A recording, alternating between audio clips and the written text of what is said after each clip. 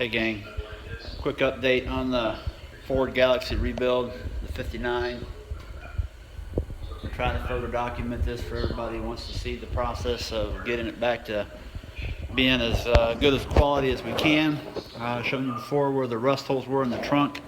Today's video, I've received my trunk parts, left side and right side.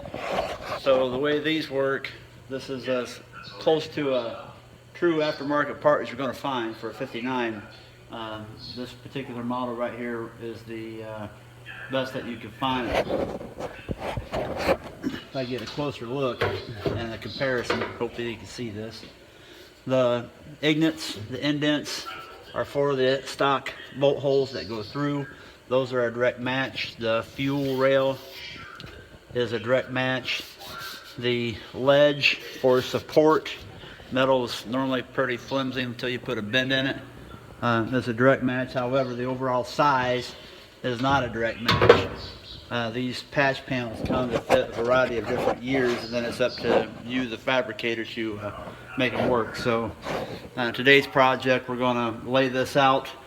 The rear doesn't need a lip, so we're going to start by making a cut and shorten it, button it up against the trunk, going to the top, radiusing out the bend for the fender well. We'll cut this piece first.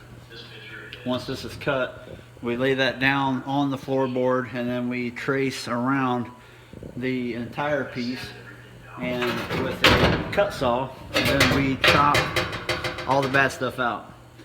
So once it's all gone, this new piece will then fit right inside that hole that we've created, and then using the MIG welder, we will spot weld this new piece back in. All the rust will be gone, new piece will be in. We'll start from scratch. So very time consuming, very dirty, very dusty. So I'll check back in once I get this first one in. Before we go, quick update on the inside of the car. Same thing goes. I've ordered all new floor pans as well. So this piece is the new kick plate. All of the foot pedals need to come off. Factory back in the 50s. This is not an actual part of the accelerator pedal. This is a part of the floor pan. It just rests up against the actual accelerator pedal.